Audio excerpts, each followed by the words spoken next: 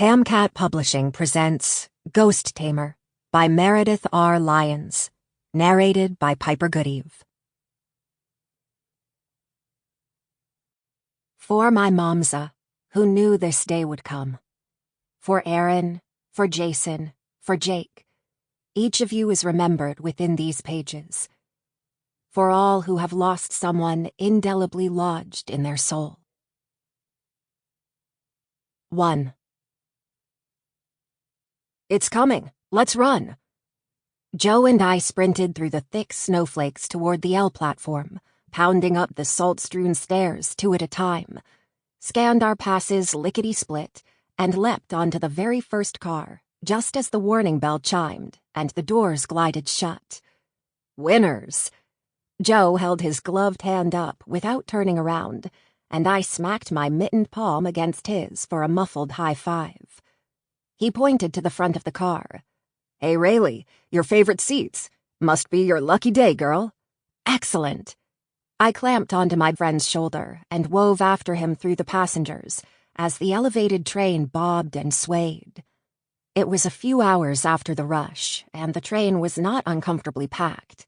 Joe and I lucked into those first 2 seats at the front behind the driver. I loved being able to see out to the tracks in front. Made it almost like a carnival ride.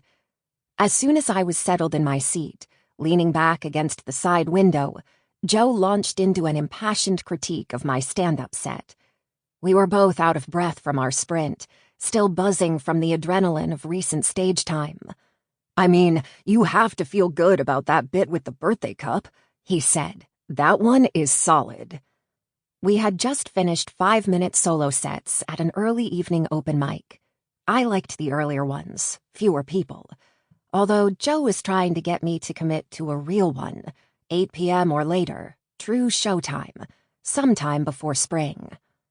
Other passengers surrounding us in our little section of the train stood either reading or plugged into music or podcasts. Everyone created their own space.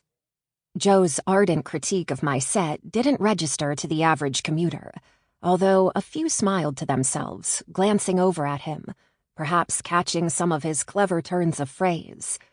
Since he was in flow, he was still standing, gesticulating, while I gazed up at him. I flung my legs across the seat he had not yet taken and studied him. He was one of those guys who would always be okay. He could easily transition from his office job to any bohemian shenanigans that he may get the urge to dabble in, with a simple change of clothes and an alteration. Sample complete. Ready to continue?